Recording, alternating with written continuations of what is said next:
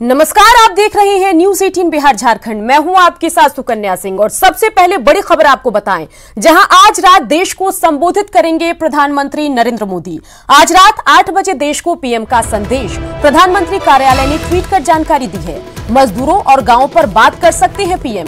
Lockdown 4 के बारे में बता सकते हैं प्रधानमंत्री। कल पीएम ने सभी मुख्यमंत्रियों के साथ बात की थी और उसके बाद आज पीएमओ के ट्विटर हैंडल से ऐलान किया गया है कि रात 8 बजे प्रधानमंत्री देश को संबोधित करेंगे। तो बड़ा सवाल है कि आज पीएम क्या कुछ बोलेंगे जब वो संबोधित करेंगे।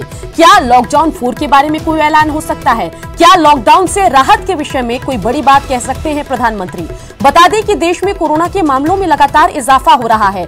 दूसरी ओर एक तबका है जो लॉकडाउन से लगातार परेशान चल रहा है और उम्मीद लगाए बैठा है कि लॉकडाउन से कब राहत मिलेगी। ऐसे में पीएमओ ऑफिशियल हैंडल से, जी हां, पीएमओ के ऑफिशियल ट्विटर हैंडल से ट्वीट किया गया कि 8 बजे प्रधानमंत्री नरेंद्र मोदी देश को संबोधित करेंगे। तब से कयासों का बाजार गर्म है। तो ब्रजेश सिंह, नेटवर्क 18 ग्रुप के कंसल्टिंग एडिटर, फोन लाइन से हमारे साथ जुड़ गए हैं। ब्रजेश सिंह जी, बड़ा सवाल है कि 8 बजे प्रधानमंत्री जब देश को संबोधित करेंगे तो आखिर क्या कहेंगे, क्योंकि अगर हम ट्विटर की बात करें तो लॉकडाउन 4 और लॉकडाउन एक्सटेंशन तो ट्रेंड कर रहा है, साथ ही एक तबका है जो लॉकडाउन से राहत की उम्मीद लगाए बैठा है। क्या लग रहा है? देखिए सर, लगने की कोई बात नहीं है। मूल बात यह है कि भाई अब देश के सामने दिशा क्या है, किस दिशा में देश को जाना है। और जाहिर है प्रधानमंत्री का जो आज शाम जो राष्ट्र के नाम संदेश होगा जिसमें कि वो बात करेंगे, उस दौरान इसी पर बात होगी। आप ध्यान रखें कि लॉकडाउन को ऑलरेडी काफी समय हो चुका है।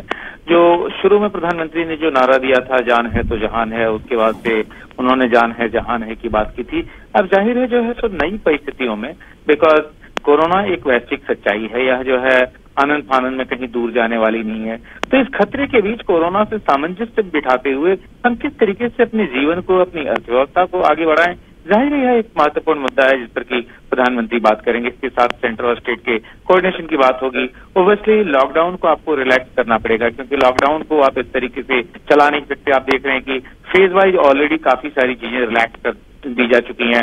राज्यों को ज्यादा जो है इस मामले में जो सो अब अधिकार दिए गए हैं। माइग्रेंट लेबरर्स जो है सो बड़ी समस्या है। आप ध्यान रखें कि जितने भी औद्योगिक बहुल राज्य थे, उनसे तमाम जो माइग्रेंट वर्कर्स हैं वो अपने अपने राज्यों में पहुंचे हैं। मसलन बिहार और झारखंड के लिए भी आज की तारीख में एक बड़ी समस्या है।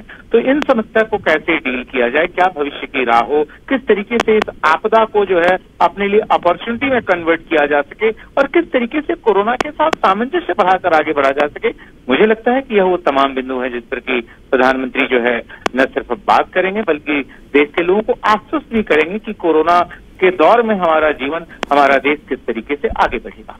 चलिए ब्रजेश सिंह जी, तमाम जानकारी के लिए आपका शुक्रिया। उम्मीद यही देखना होगा कि 8 बजे प्रधानमंत्री जब देश को संबोधित करते हैं तो वो क्या कहते हैं। बड़ा सवाल है कि क्या लॉकडाउन से राहत मिलेगी, क्योंकि इकोनॉमी को भी बढ़ाना है। चलिए बढ़ते आगे। कोरोना संकट के बीच मुजफ्फरपुर से बीजेपी सांसद अजय निषाद ने तबलीगी जमात के सदस्यों को लेकर विवादित बयान दिया है।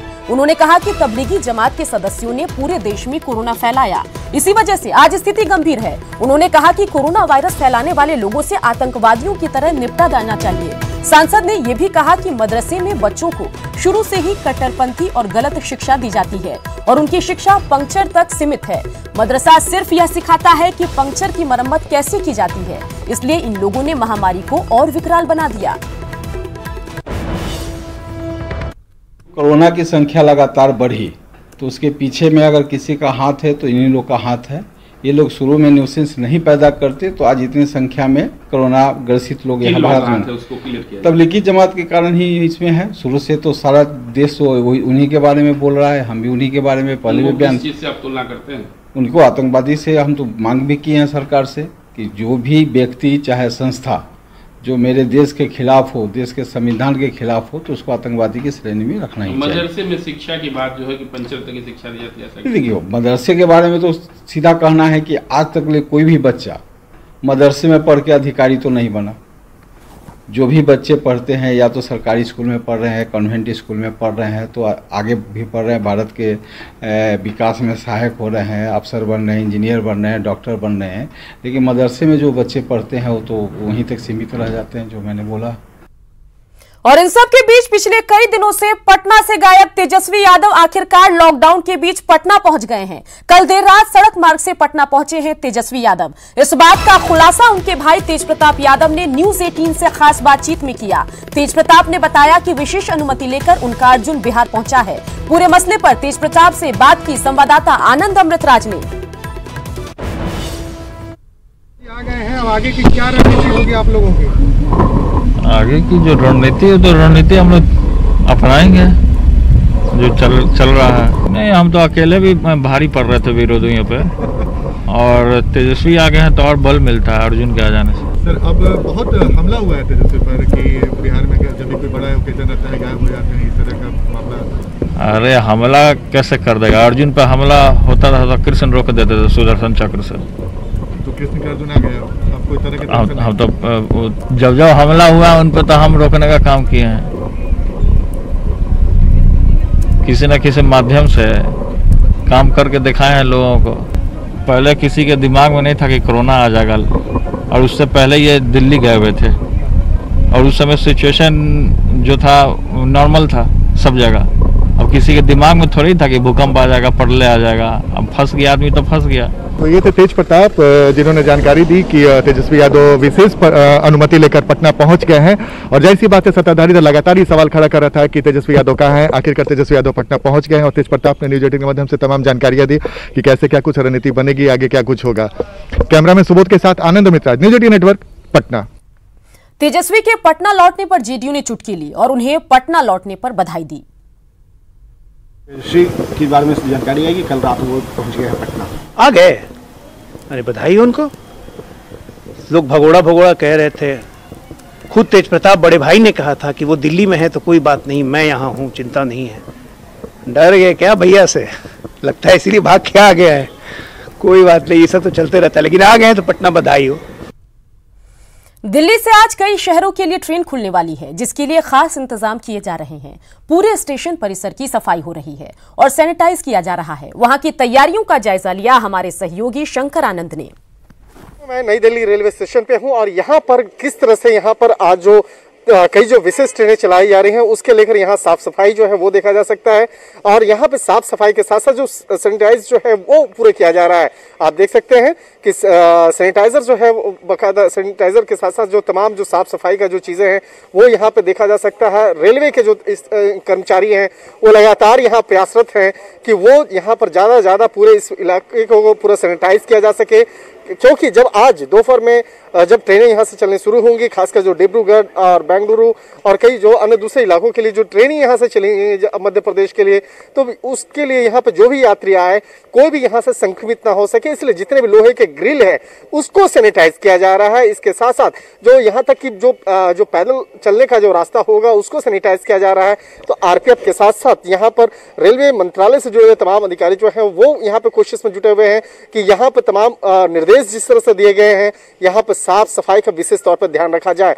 और जो भी लोग आएंगे इसके बाकायदा उसके लिए पहले से उसके मैसेज आ रहे हैं। मैसेज पे जो यात्री जो सफर करने वाले हैं उसके मैसेज में भी बाकायदा इस बात का जिक्र है कि किस गेट से घुसना है, उसके बाद कौन सी सीट होगी, इन तमाम चीजों का विस्तार से जानकारी उसके मोबाइल पर भी यात्रियों को भेजा जा रहा है।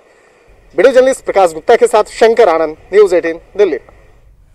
नई दिल्ली स्टेशन पर कई ऐसे लोग भी आ रहे हैं जिनके पास टिकट नहीं, लेकिन अपने घर वापस जाना चाह रहे हैं। ऐसा ही एक पटना के परिवार आया जो अपने बच्चों का दिल्ली एम्स में इलाज कराने आया था, मगर लॉकडाउन के चलते न इलाज मिला न घर जा पाए।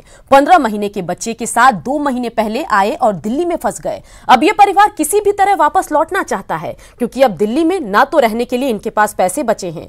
इनसे बात की नई दिल्ली रेलवे स्टेशन पर हमारे संवाददाता पवन गौड़ ने।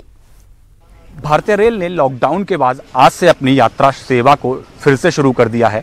हालांकि सिर्फ 15 स्पेशल ट्रेन के साथ शुरुआत की गई है। 3 जिनमें से आज दिल्ली से शुरुआत होगी।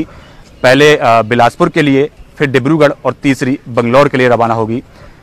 ज़्यादातर यात्री यहाँ ऐसे आ रहे हैं जिनके पास अपनी कंफर्म टिकट है, लेकिन कुछ लोग ऐसे भी हैं जो अपनी टिकट कंफर्म नहीं करा पाए, लेकिन उनको उम्मीद है कि कैसे भी न कैसे कोई ना कोई उनके लिए कुछ इंतजाम करेगा और यहाँ से वो अपने जो गंतव्य स्थान है उसके लिए पहुँच पाएंगे। अपनी अपनी सबकी मजबूरियाँ हैं, समस्याएं हैं। एक परिवार यहाँ फंसा हुआ है जो पिछले एम्स में आया था ऑपरेशन कराने अपने बच्चे का, लेकिन अपने घर वापस नहीं जा पा रहा है। आपका नाम क्या है और कहाँ से आप? मेरा नाम राजन है सर, मैं पटना से हूँ और हमें अपने बच्चे के लिए ट्रीटमेंट करवाना है, बट ट्रीटमेंट नहीं हुआ और हमारे पास जो पैसे थे वो भी सारे ख़त्म हो चुके हैं। वैसे हम लोग घर नहीं जाए तो क्या करेंगे सर? 2 दिन से सड़क पे घूम रहे हैं सर हम लोग, सैटरडे से शाम से ही सर। आप कब यहाँ आए थे और कितने दिन से यहाँ फंसे हुए हैं? हम लोग 21 मार्च को यहाँ पे आए थे सर, 21 मार्च से ही फंसे हुए, तो तब से गए ही नहीं है। मेरे फादर भी नहीं है सर, मैं घर पे अकेला हूँ, मैं ही जो हूँ घर का। तो आपने कोशिश की कल ट्रेन की टिकट बुक कराने की? मैंने की, डिब्रूगढ़ राजधानी में भी किया, पटना राजधानी में भी किया, बट वो वेटिंग बता रहा है सर। पहले तो साइड क्रैश हो गई, उसके बाद मैंने कोशिश किया तो वेटिंग 1-1 रह गया सर 15 तारीख तक। इतना छोटा बच्चा है, कैसे आप पाल रही हैं इतने दिन से? क्या करें, हम अपने दूध से पाल रही हूँ ना। देख सकते हैं कि जैसे कि पूरा परिवार यहाँ फंस गया है। अपने बच्चे का ऑपरेशन कराने यहाँ दिल्ली के एम्स में आए थे, लेकिन लॉकडाउन हो गया, ना ऑपरेशन हो पाया और न ही यहाँ से अपने घर वापस जा पाए। कोशिश कर रहे हैं टिकट मिल जाए, लेकिन टिकट भी बुक नहीं करा पा रहे हैं। रोड पर रहने को पिछले 2 दिन से मजबूर हैं। तो सरकारों को अब आगे कोशिश करनी चाहिए कि जितने भी लोग अब यहाँ फंसे हुए हैं उनको यहाँ से कैसे भी न कैसे अपने घर तक पहुँचाया जाए। कैमरा पर्सन जगदीश सुप्रीति के साथ पवन गौड़, नेटवर्क 3, दिल्ली। रेलवे सुरक्षा बल के डीजी अरुण कुमार ने प्रवासी की यात्रा को लेकर कहा है कि स्टेशनों पर सभी यात्रियों के स्वास्थ्य की जांच की जाएगी। साथ ही उन्होंने यात्रियों से अपील की कि वो यात्रा के दौरान कम से कम सामान लेकर यात्रा करें, क्योंकि अभी की स्थिति में कूली की व्यवस्था नहीं है। साथ ही उन्होंने कहा है कि सभी डेटा हम उनकी राज्य सरकारों को भी सौंपेंगे। 2 चीजें हैं। एक तो पहली बात है कि कोई प्लेटफॉर्म टिकट नहीं बिक रहा है, इसलिए जिसके पास ई टिकट है उसके अलावा किसी की एंट्री प्लेटफॉर्म पर नहीं होगी, इसलिए कोई छोड़ने आना जो है वो इसका हम लोग सलाह नहीं दे रहे हैं। लेकिन यदि किसी को कोई फिजिकल बाध्यता है या कोई ऐसी दिक्कत है तो निश्चित रूप से जो है वो हमारे जो सिक्योरिटी आरपीएफ आरपीएसएफ के स्टाफ हैं वो हमेशा से पैसेंजर की मदद करते रहे हैं और पैसेंजर की मदद जो है वो करेंगे। दूसरा है कि कोई पोर्टर सर्विसेज उपलब्ध नहीं है, कुली नहीं है, इसलिए हम उनसे ये भी उपलब्ध कर रहे हैं कि वो जो है वो लाइटर। आज पटना के राजेंद्र नगर टर्मिनल से नई दिल्ली के लिए ट्रेन खुलेगी, जिसका ठहराव पटना जंक्शन पर भी होगा। क्या तैयारियां की गई है, इस रिपोर्ट के जरिए आपको दिखाते हैं।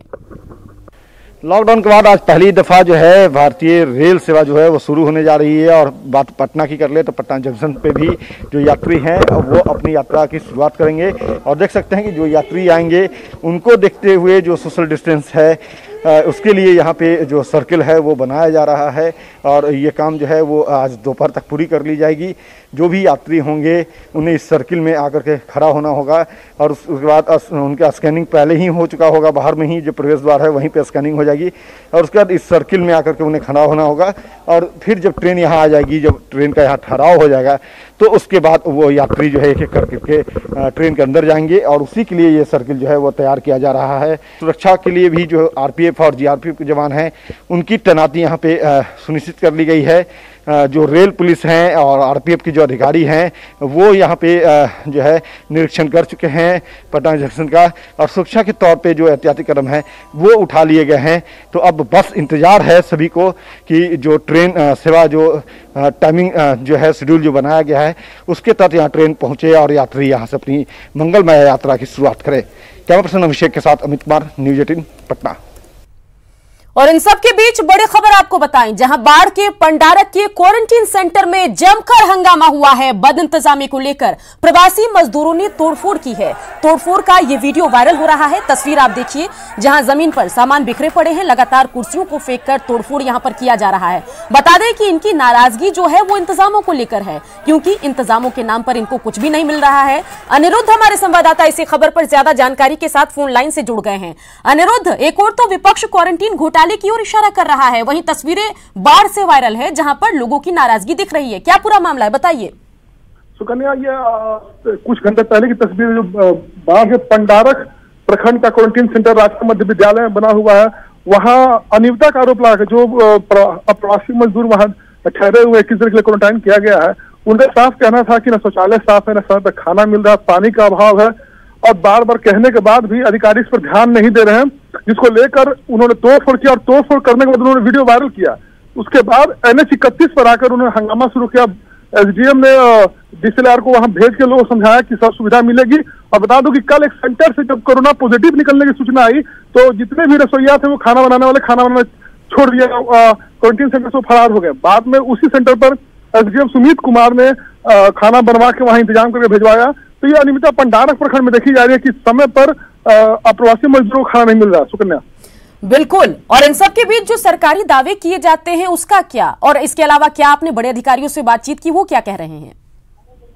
देखिए, अधिकारी सुमित कुमार वायरल वीडियो के बारे में जब हमसे बात की कि ऐसा वीडियो वायरल हो रहा है तो उन्होंने कहा कि DCLR को हमने भेजा जांच के लिए वीडियो।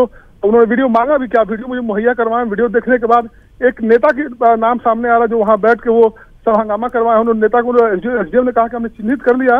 वीडियो देखने के बाद जो लोग भी हंगामा कर रहे हैं उन पर प्राथमिकी दर्ज करके आगे कार्रवाई की जाएगी। चलिए, नजर बना के रखिए। तमाम जानकारी के लिए आपका शुक्रिया।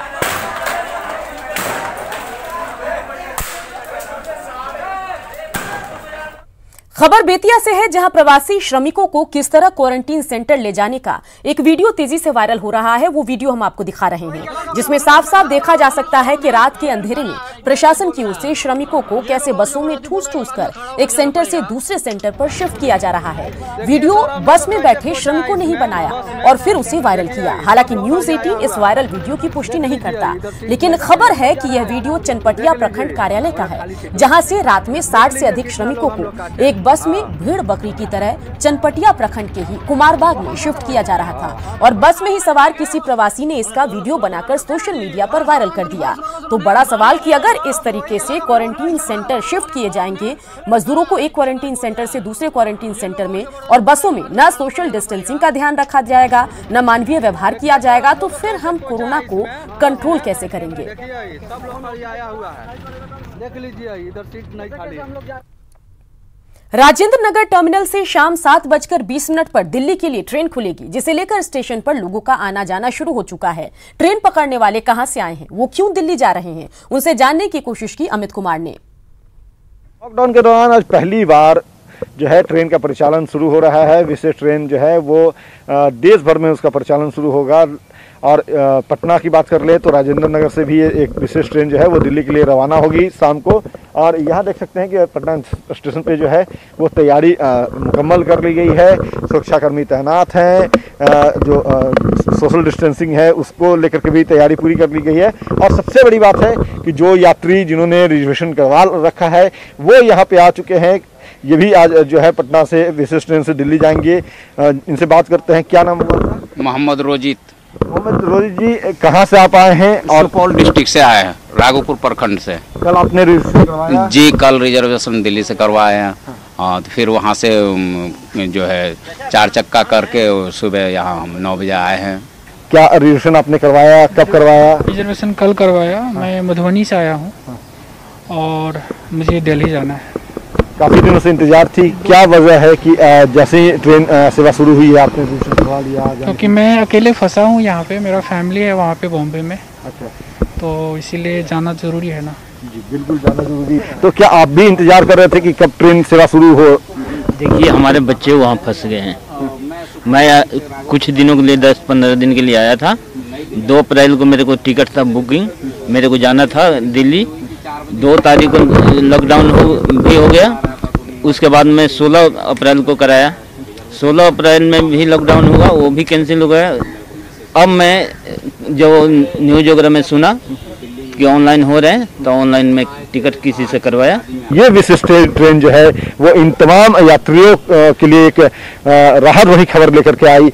जैसे ही ऑनलाइन टिकट बुकिंग शुरू हुई IRCTC के साइट से, तो इन तमाम लोगों ने अपना न सिर्फ टिकट बुक करा लिया बल्कि ये भी सुनिश्चित कर लिया कि अब इनकी यात्रा जो है वो मंगलमय होगी, सुखद होगी। कैमरा पर्सन अभिषेक के साथ अमित कुमार, न्यूज़ 18 पटना। दिल्ली गुवाहाटी रूट पर ट्रेनों के परिचालन की शुरुआत के बाद कटिहार में तैयारी जोर पर है। स्टेशन पर साफ सफाई के साथ सभी इंतजाम किए जा रहे हैं। रिपोर्ट देखिए। दिल्ली गुवाहाटी रूट के लिए NF रेल मंडल के कटिहार जंक्शन एक महत्वपूर्ण मायने रखता है। इस बीच रेलवे बोर्ड द्वारा ट्रेनों के परिचालन की सूचना के बाद कटिहार जंक्शन पर तैयारी जोरों पर है। मजदूरों के आने के सिलसिला लगातार रहने से जहां रेल प्रशासन और सिविल प्रशासन पहले से ही व्यस्त रहा है और इस बीच जो ट्रेन परिचालन किया जाएगा और ट्रेनों की जो तैयारी है, इसीलिए कटिहार रेल मंडल पर भी खास तैयारी किया जा रहा है। फिलहाल यात्रियों को मास्क पहन के आना अनिवार्य कर दिया गया है। इसके साथ और भी कई विषयों पर सूचनाएं रेल प्रशासन बाद में देने की बात कह रहे हैं। सुब्रत, न्यूज़ 18 कटिहार। जमुई में एक भी कोरोना पॉजिटिव मरीज अभी तक नहीं मिला, लेकिन जिला प्रशासन दूसरे राज्यों से आए प्रवासियों को लेकर काफी गंभीर है। अमृत स्थित इंजीनियरिंग कॉलेज के भवन को जिले का सबसे बड़ा क्वारंटीन सेंटर बनाया गया, जहां कोरोना संक्रमण को लेकर रेड जोन वाले राज्यों से आए लोगों को अलग अलग ब्लॉक में क्वारंटीन किया जाता है। क्वारंटीन सेंटर में पुख्ता इंतजाम के बाद भी लोगों की लापरवाही देखने को मिल रही है। जायजा लिया संवाददाता केसी कुंदन ने। जमुई में कोरोना संक्रमण को रोकने के लिए जमुई जिले के अमृत में जो इंजीनियरिंग कॉलेज है उसके भवन को सबसे बड़ा क्वारंटाइन सेंटर बनाया गया है। और सबसे बड़ी खास बात है इस क्वारंटाइन सेंटर में कि वैसे प्रवासी लोग जो अलग अलग राज्यों से यहाँ पर लौटे हैं, जिले में आए हैं, उनको यहाँ पर रखा गया है। जो संख्या बताई जा रही है लगभग 1000 लोगों का रहने का यहाँ पर इंतज़ाम किए गए हैं। और जो मुंबई से या सूरत से या वैसे राज्य जहां पर जो रेड जोन को लेकर आते हैं, कोविड-19 को लेकर, जो कोरोना वायरस का संक्रमण को लेकर, वैसे लोगों को यहां पर रखा गया है। और सबको अलग अलग, मतलब जो महाराष्ट्र से जो लोग आए हैं उनको अलग ब्लॉक में रखा गया है, गुजरात से जो आए हैं उनको अलग ब्लॉक में रखा गया है और उनको इसी केंद्र पर व्यवस्था किया गया है रहने के लिए 21 दिनों के लिए। और देख सकते हैं कि अभी भी आज भी कुछ लोग आए हुए हैं अलग दूसरे राज्यों से जो प्रवासी हैं और उनको यहाँ पर 21 दिनों का क्वारंटाइन, यहाँ पर तमाम इंतज़ाम भी किए गए हैं जिला प्रशासन के द्वारा। कुछ लोग ऐसे हैं उनके परिवार वाले यहाँ पर खाने का सामान लेकर आए हैं जो शायद ठीक नहीं है, उचित नहीं है। अब आखिर ये सामान आ रहा है यहाँ पर, हम जानना चाहेंगे यहाँ पर ड्यूटी पे तैनात है। अच्छा, ये झोला रखा हुआ है, इसका मतलब क्या है? झोला रखने का मतलब है कि लोग मनमर्जी करना चाहते हैं। यहाँ पर भारत सरकार और बिहार सरकार के माध्यम से बहुत ही अच्छा व्यवस्था किया गया है। सुबह चाय सबको मिलता है, नाश्ता मिलता है, फिर भोजन मिलता है, फिर रात को मिलता है, फिर शाम को चाय भी मिलता है। उसके बावजूद ज़बरदस्ती लोग मंगवाता है, फ़ोन से बात करता है, यहाँ से मना करते हैं तो पीछे से घूम के जाता है। और उन लोगों के लिए भी संदेश है कि जिनके परिवार के सदस्य यहाँ पर रह रहे हैं उनको यहाँ पर खाना भेजने की ज़रूरत नहीं है। यहाँ पर जिला प्रशासन ने इंतज़ाम कर रखा है, लेकिन अगर ये इस तरह का होते रहेगा तो बहुत बड़ी लापरवाही होगी, चूक होगी और उससे नुकसान लोगों को होगा। केसी कुंदन, न्यूज़ 18 जमुई। लगातार चलता रहेगा खबरों का सफर, देखते रहिए न्यूज़ 18 बिहार झारखंड।